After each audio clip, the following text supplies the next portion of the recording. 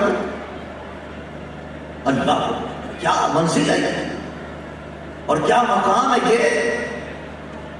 جس کو ذبح کرنے چلے ہیں اس سے پوچھ رہے ہیں تجھے ذبح کر دوں؟ اس کی رگوں میں بھی نبوت کا خون تھا. وہ جواب دیتا ہے قال یا ابت افعل ما تؤمر. ابا جان، جو حکم اللہ کی طرف سے آپ کو ملا اس میں دیر مت کیجیے، مجھے اللہ کی راہ میں قربان کر دیں. ستجدنی ان شاء اللہ من الصابرین. اور میری فکر نہ کر رہے ہیں کہ میں بے چین ہوں گا، مضطرب ہوں گا، نہیں.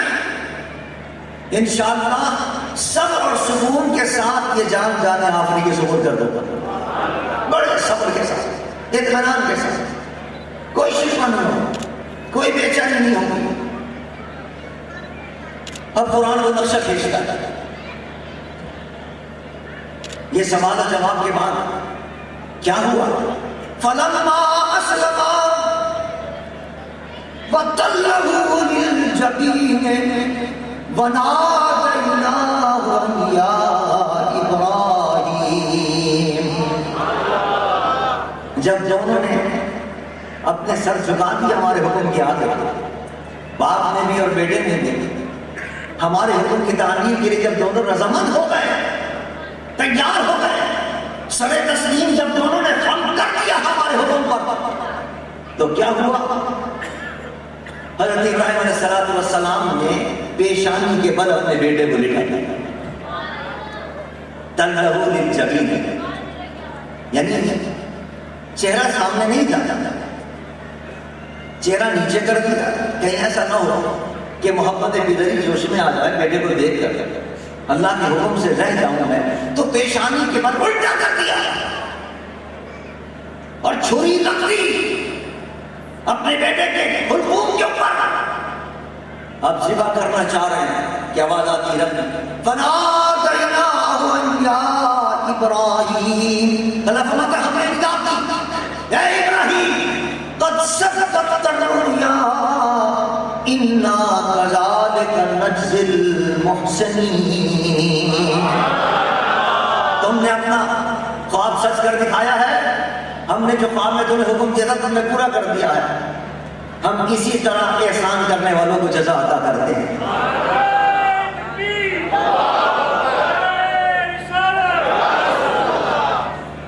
آگے اللہ کا مطلب ان ھذا لہو البلاء المبین. یہ بہت بڑی آزمائش تھی، بہت بڑا امتحان تھا. اس امتحان میں تم کامیاب ہو گئے ہو. اور آگے کیا فرمایا؟ یہ قابل غور لفظ ہے وَفَدَيْنَاهُ بِذِبْحٍ عَظِيمٍ.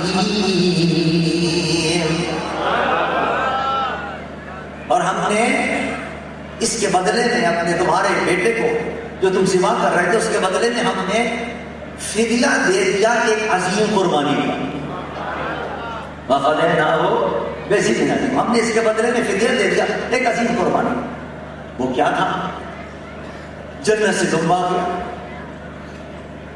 حضرت جبرائیل کو حکم جاؤ فوراً دوڑ کے جاؤ، چھری چلنے نہ پائے اس سے پہلے دمبا لے کے جاؤ، مینڈا لے کے جاؤ. وہ فوراً جنت سے لے کے چلے.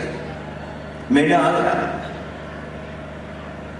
حضرت ابراہیم علیہ السلام چھری بجائے اسماعیل کے حلقوم پر چلنے کے اس مینڈے کے اوپر چل گئی اور وہ ذبح ہو گیا. وہ ذبح ہو گیا، وہ قربان ہو گیا. حضرت اسماعیل بچ گئے، حضرت اسماعیل بچ گئے. اب اللہ کیا فرما رہا ہے کہ ہے قابل غور. وَفَدَيْنَاهُ بِذِبْحٍ عَظِيمٍ. ہم نے اے ابراہیم اس کا فدیہ کیا دیا، اس کے بدلے میں کیا دیا؟ جو تمہارے بیٹے کو جو تم ذبح کر رہے تھے اس کے بدلے میں ہم نے عظیم قربانی عطا کی ہے. یہ بکرا آ گیا، دمبا آ گیا، مینڈا آ گیا. بس آیت یہاں ختم ہو جاتی. اب میں آپ سے ایک سوال کرتا ہوں اور آپ کی توجہ چاہتا ہوں. دیکھیے حضرت ابراہیم حضرت اسماعیل کو قربان کر رہے ہیں، ذبح کر رہے ہیں، اس کے لیے تو اللہ نے صرف فرمایا کہ وہ ذبح کر رہے ہیں، وہ ذبح فقط. اور جب ان کی جگہ پر دمبا آیا، مینڈا آیا، تو اس کے لیے قرآن میں اللہ فرماتا ہے وَفَدَيْنَاهُ بِذِبْحٍ عَظِيمٍ. یہ تو بہت بڑی قربانی ہم نے اس کے بدلے میں لیا، ہم اس کے بدلے میں بہت بڑی قربانی لیا. عظیم کا لفظ، بہت بڑی قربانی لیا. پھر قربانی تو وہ بڑی تھی نا جو بیٹا ذبح ہو رہا تھا، نہ کہ یہ بڑی قربانی ہے بکرے کی اور دمبے کی اور مینڈے کی.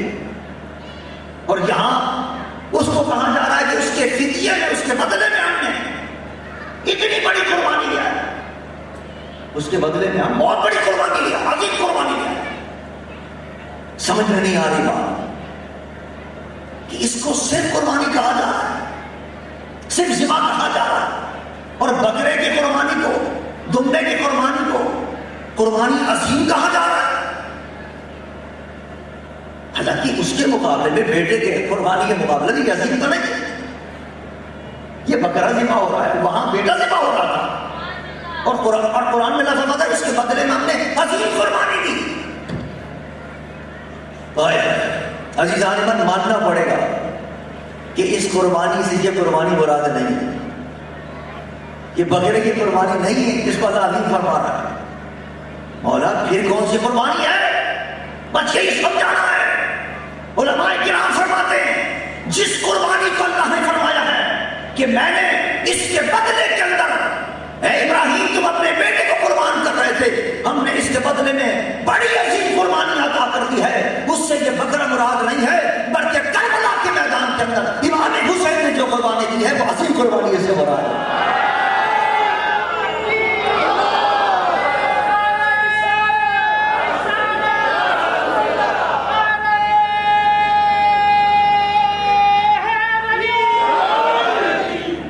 فرمایا وہاں تم اپنے بیٹے کو قربان کر رہے تھے، لیکن ہم نے وہ بچا دیا اور اس کے بدلے کے اندر محمد مصطفیٰ کے نواسی کی قربانی کو قبول کر دیا. کربلا کے میدان کے اندر یہ ہے قربانی عظیم. اب قربانی عظیم کا جو لفظ اللہ فرماتا ہے وَفَدَيْنَاهُ بِذِبْحٍ عَظِيمٍ. اب یہ جملہ سمجھ میں آ جائے گا، اب آیت کا مفہوم سمجھ میں آ رہا ہے کہ واقعی اس قربانی کے مقابلے کے اندر یہ اسماعیل کی قربانی تھی، یہ خلیل اللہ کی قربانی تھی، اور وہ امام الانبیاء محمد مصطفیٰ کی قربانی ہے. یہ بے شک اس کے مقابلے کے اندر عظیم قربانی ہے. اور اللہ تبارک و تعالیٰ کربلا کے میدان میں جو میرے آقا نے قربانی اپنے نواسے کی دی ہے، اس قربانی کے اللہ فرماتا ہے اس کے بدلے میں ہم بھی عظیم قربانی ادا کر دی. اب یہاں ایک بات سوچنے کی، اور وہ یہ ہے کہ دیکھیے اگر اس کا فدیہ ہے جسے اللہ فرما رہا ہے وَفَدَيْنَاهُ، اس کا یہ بدلہ ہے، تو بدلہ یہ ہونا چاہیے تھا کہ وہاں وہ بیٹے کو قربان کر رہے تھے، تو یہاں بھی ہونا یہ چاہیے تھا کہ حضور کا بیٹا قربان کیا جائے. قربانی عظیم تو تب بنتی تھی کہ وہاں بھی بیٹا قربان ہو رہا ہے، اور یہاں بھی حضور سرور کائنات صلی اللہ علیہ وسلم کا اپنا بیٹا وہ قربان ہو، کیونکہ اللہ فرماتا ہے اس کے بدلے میں ہم نے کیا. تو بدلہ تو تبھی بنتا ہے کہ وہاں بیٹا ذبح ہو رہا ہے، تو یہاں بھی حضور کا بیٹا قربان کیا جاتا. لیکن کربلا کے میدان میں تو امام حسین قربان ہو رہے ہیں، نواسہ قربان ہو رہا ہے. اس کی کیا وجہ ہے؟ یہ قابل غور بات کہ یہاں حضور کے بیٹے کی قربانی نہیں ہے بلکہ حضور کے نواسے کی قربانی ہو رہی ہے. عزیزان من، یہ بڑی اہم بات ہے سمجھنے.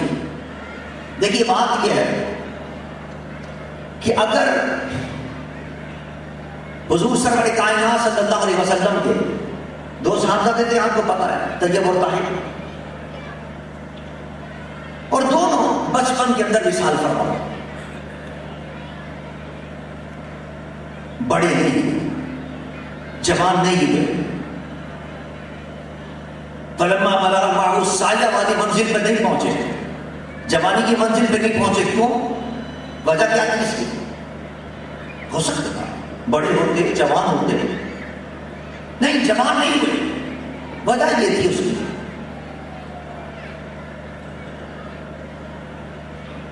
کہ حضور سرور کائنات صلی اللہ علیہ وسلم کی اگر یہ بیٹا جوان ہو جاتا، ابراہیم جن کا نام تھا، تو یہ مطاہر جن کا لقب تھا، تو ظاہر ہے جوان ہونے کے بعد دو ہاتھ سے خالی نہیں تھا کہ یا تو ان کو نبوت ملتی یا نبوت نہیں ملتی۔ حضور کے بیٹے تھے وہ، نبی کے بیٹے تھے وہ، حضور کے بچے تھے، حضور کے صاحبزادے تھے، ایک کا نام طیب تھا، ایک کا نام طاہر تھا۔ اگر یہ بڑے ہو جاتے، جوان ہو جاتے، تو دو ہاتھ سے خالی نہیں تھا کہ جوانی کے بعد نبوت جوانی کے بعد ملتی، تو یا تو ان کو جوانی کے بعد نبوت ملتی یا نبوت نہیں ملتی۔ اگر ان کو نبوت دی جاتی تو میرے مصطفیٰ کا ختم نبوت کا جو اعزاز تھا وہ ختم ہو جاتا۔ حضور کو تو اللہ نے آخری نبی بنانا تھا نا، آخری نبی بنا کر مبعوث فرمایا تھا۔ اگر بیٹا نبی بن جاتا تو حضور آخری نبی نہیں رہتے۔ ختم نبوت کا جو تاج حضور کے سر پر سجایا جا رہا ہے، اس کو اعزاز ختم ہو جاتا۔ اور اگر بیٹا ہوتا لیکن اس کو نبوت نہیں ملتی، یہ بھی حضور کی شان کے خلاف تھا۔ کیوں؟ اس لیے کہ دیگر جو انبیاء گزرے ہیں ان کے بیٹوں کو اللہ نے نبوت عطا فرمائی تھی۔ حضرت عیسیٰ علیہ السلام کے بیٹے حضرت یعقوب کو نبوت مل گئی، حضرت یعقوب کے بیٹے حضرت یوسف علیہ السلام کو نبوت مل گئی، حضرت داؤد علیہ السلام نبی تھے، ان کے بیٹے حضرت سلیمان کو نبوت مل گئی۔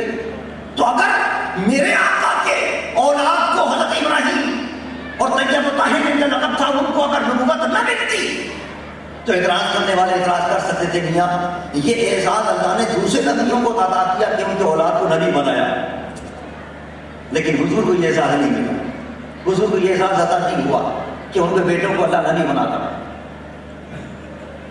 دونوں حالات سے اگر نبوت ملتی تب نبوت ختم نبوت کا مسئلہ تھا، وہ اعزاز ختم ہوتا، اور اگر حضور سرور کائنات کے اولاد امجاد کو نبوت نہ ملتی تو بھی اعتراض تھا کہ دوسرے نبیوں کو تو نبوت ملی ہے اور ان کی اولاد کو نبوت ملی ہے، میرے مصطفیٰ کی اولاد کو نبوت نہیں ملی۔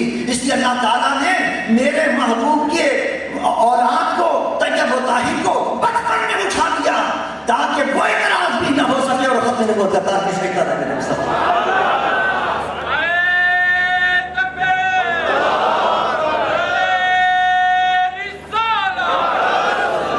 اسی لیے قرآن میں اللہ نے فرمایا ما کان محمد ابا احد من رجالکم ولکن رسول اللہ وخاتم النبیین۔ ہمارا جو نبی ہے محمد صلی اللہ علیہ وسلم وہ تم میں سے کسی مرد کا باپ نہیں ہے۔ قرآن کے الفاظ میں غور کیا آپ نے؟ ابا احد من رجال فرمایا، یعنی وہ بچے تھے، ان کے تو باپ تھے، طیب کے بھی باپ تھے، طاہر کے باپ تھے، لیکن وہ بچپن میں انتقال ہو گئے۔ اس وقت تک نبوت کا دور نہیں تھا، نبوت بچپن میں نہیں ملتی، نبوت تو ملتی ہے جوانی کے بعد، اس کا نام ہوتا ہے۔ تو فرمایا کہ ہمارا جو محمد ہے وہ کسی مرد کا باپ نہیں ہے۔ ہاں مرد اگر یہ بن جاتے، بڑے اگر ہو جاتے، جوانی کے اندر آ جاتے، پھر تو ان کو بھی نبوت دینی پڑی۔ اور میرے مصطفیٰ نے خود فرمایا، حدیث مبارک کے اندر آتا ہے، سرکار نے فرمایا کہ اگر ابراہیم زندہ ہوتا تو وہ صالح اور سچا نبی ہوتا۔ ایک حدیث مبارک کے اندر الفاظ آتا ہے کہ اگر ابراہیم میرا بیٹا، ان کا نام ابراہیم ہے، فرمایا کہ اگر ابراہیم میرا بیٹا زندہ ہوتا تو اس کو بھی نبوت ملتی، وہ بھی نبی ہوتا، کیونکہ دوسرے نبیوں پر اللہ نے ان کی اولاد کو نبوت عطا فرمائی، تو میرے اولاد کیسے بغیر نبی کے رہ جاتے؟ اور دیکھیے قرآن پاک میں یہ دلیل ایک اور جگہ پر بھی آئی ہے۔ قرآن پاک میں اللہ نے فرمایا محبوب یہ جو کہتے ہیں کہ اللہ کی بھی اولاد ہے، اور یہ فرشتوں کو کہتے ہیں کہ اللہ کی یہ بچیاں ہیں اور بیٹیاں ہیں، تو قرآن پاک میں اللہ نے فرمایا محبوب ان سے کہیے، کیا کہیے ان سے کہ اگر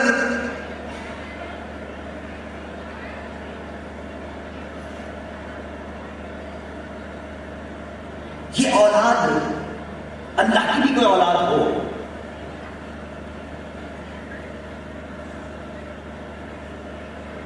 تو پھر قرآن پاک میں اللہ فرماتا ہے اے محبوب ان سے کہیے کہ اگر میری بھی کوئی اولاد ہوتی تو میں اس کی بھی عبادت کرتا. کیوں؟ اس لیے وہی دلیل کہ اگر خدا ہوگا اور اس کی اولاد جو ہوتی وہ سوال یہ وہ خدا ہے یا نہیں, وہ معبود ہے یا نہیں. اگر اللہ کی اولاد اللہ کا لڑکا ایسا ہوتا کہ وہ خدا نہیں ہوتا تو لوگ کہتے ہیں ٹھیک ہے اتنی بڑی شان والا رب ہے اس کی اولاد ایسی ہے. اب آج تک بھی آپ دیکھیں نا جو جس فن کا ہوتا ہے تو لوگ کہتے ہیں کہ اس کا بیٹا بھی اس فن کے تباہی ہونا چاہیے. صاحب وہ بڑا وکیل ہے بہت اچھا, لیکن صاحب اس نے اپنے بچوں کو وکیل نہیں بنایا.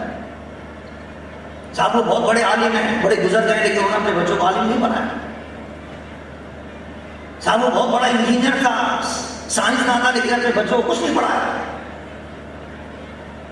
یہاں بھی یہی دلیل کہ رب ہے اور رب کا بیٹا ہو اور وہ خدا نہ ہو. اگر رب کا بیٹا ہوتا تو وہ خدا ہوتا, تو پھر اس کی عبادت کی جاتی. اور اگر وہ خدا نہیں ہوتا, عام ہوتا بالکل, تو وہ پھر رب کی شان کے لحاظ سے بیٹا نہیں بن سکتا تھا رب کا. کہ رب ہے تو اس کا بیٹا عام سا خدا ہی نہیں ہے. تو قرآن پاک میں اللہ نے فرمایا کہ معلوم اس سے کہ اگر وہ رب کا بیٹا ہوتا تو وہ بھی پھر خدا ہونا چاہیے تھا, اس کی بھی عبادت کی جاتی. لیکن نہیں, رب کا کوئی بیٹا نہیں ہے. قل هو اللہ احد اللہ الصمد لم یلد ولم یولد ولم یکن له کفوا احد. رب بے مثل و بے مثال ہے, وہ وحدہ لا شریک ہے, اس کی کوئی اولاد نہیں ہے, نہ وہ کسی سے پیدا ہوا ہے نہ اس سے کوئی پیدا ہوا ہے. یہی حال یہاں فرمایا گیا اے محبوب اگر آپ کی یہ اولاد جوان ہو جاتی تو اس کو نبوت دینی پڑتی, اور اگر اس کو نبوت دینی پڑتی تو آپ کی ختم نبوت کا تاج جو آپ کے سر پر سجایا جانے والا ہے وہ ختم ہو جاتا. اور اگر نبوت نہ دیتے تو لوگ اعتراض کرتے کہ میاں نبی کا بیٹا ہے لیکن نبی نہ ہوا. اس لیے اللہ تعالیٰ نے حضور کی اولاد کو بچپن میں اٹھا دیا تاکہ مصطفیٰ کا وہ شان بھی باقی رہے اور ختم نبوت کا تاج بھی برقرار رہے. اب جب یہ بات ثابت ہو گئی کہ حضور سرور کائنات صلی اللہ علیہ وسلم کی اولاد بچپن میں اللہ نے اٹھا لی, اس کو جوان نہیں ہوا, وہ جوان نہیں ہوئی, وہ نبی نہ بنی, جوان ہوتی نبوت ملتی اس کو. جب جوان ہوتی تو پھر اس کے قربانی کا وقت آتا. یہ اپنا قابل غور آ اپنے موضوع کی طرف آتا.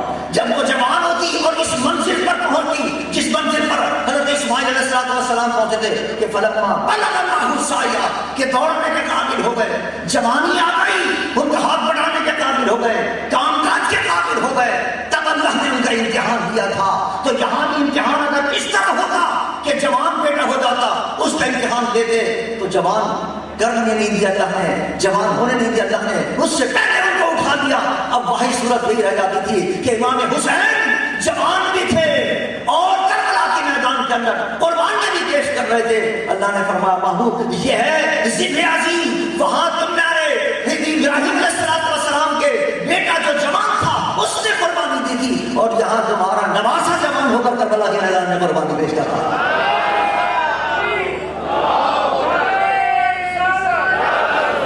اس کو فرمایا فدیناہ بذبح عظیم. یہ ہے ذبح عظیم کہ وہاں حضرت اسماعیل قربانی دے رہے ہیں. اور اسی کو علامہ اقبال نے بھی اپنے ایک شعر کے اندر بیان کی اسی مضمون کو. اقبال کہتا ہے کہ اللہ اللہ با بسم اللہ ادھر, اللہ اللہ با بسم اللہ ادھر, اور مانی ذبح عظیم آمد بسر. وہاں آغاز کر دیا تھا, باپ نے آغاز کر دیا تھا, قربانی کا آغاز کر دیا تھا, لیکن اس قربانی کی تکمیل اگر کی ہے تو حضرت امام حسین رضی اللہ عنہ کربلا کے میدان میں.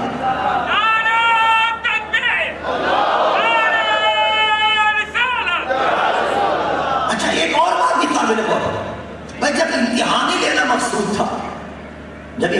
لینا مقصود تھا، تو پھر بچایا کیوں اللہ تعالیٰ نے؟ حکم بھی دیا جا رہا اپنے بیٹے کو قربان کرنا، اور پھر بچایا بھی جا رہا ہے، اس کے بدلے میں دمبا آ گیا، اس کے بدلے میں جنت سے میڈا بھیج دیا، فرمایا نہیں اسماعیل کو کوئی نقصان نہیں پہنچنا چاہیے۔ چلے آزمایا جا رہا ہے اور امتحان ہو رہا ہے ابراہیم کا، تو ذبح ہونے دیتے، لیکن نہیں، حضرت اسماعیل کو ذبح نہیں ہونے دیا، ان کو بچا لیا۔ وجہ کیا ہے؟ وجہ یہ ہے کہ حضرت اسماعیل حضرت ابراہیم علیہ السلام نے دعا کی تھی، وہ اللہ نے دعا بھی قبول کر لی تھی۔ وہ دعا کیا تھی؟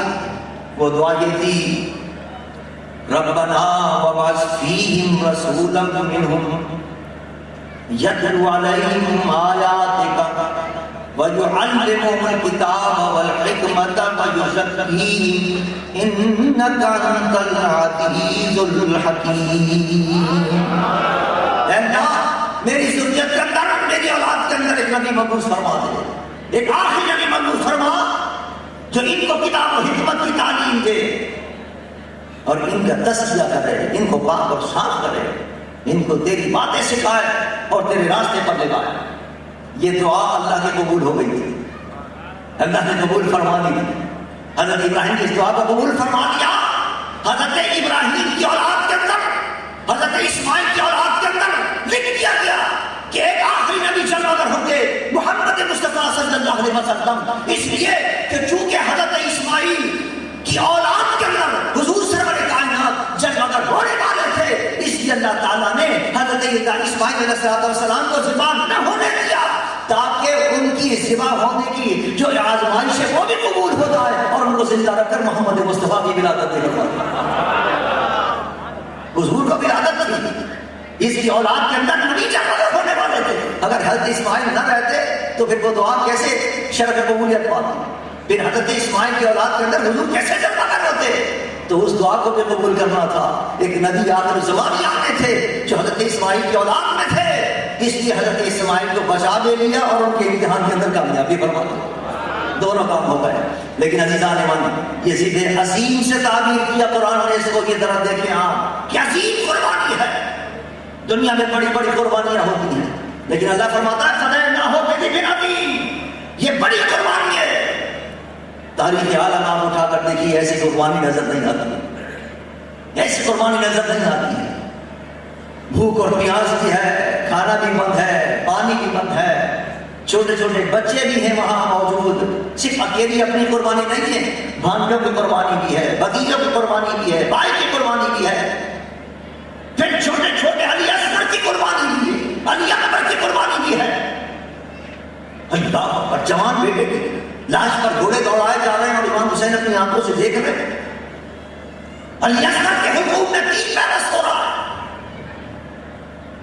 آپ کی والدہ محترمہ کہتی ہیں علی اصغر کی کم سے کم اب تو میرے سینے کے اندر بھی دودھ خشک ہو گیا، تڑپ رہا ہے پیاس سے، بلک رہا ہے علی اصغر، کم سے کم ان بدبختوں کو دکھائیں اس نے جرم کیا کیا۔ چلو ہم نے جرم کیا ہے کہ یزید کی ہاتھ پر بیعت نہیں کر رہے، لیکن اس ننھے نے تو کوئی جرم نہیں کیا، کم سے کم 2 بوند اس کے حرم میں ٹپکا دے۔ امام عالی مقام لے کر جاتے ہیں ان بدبختوں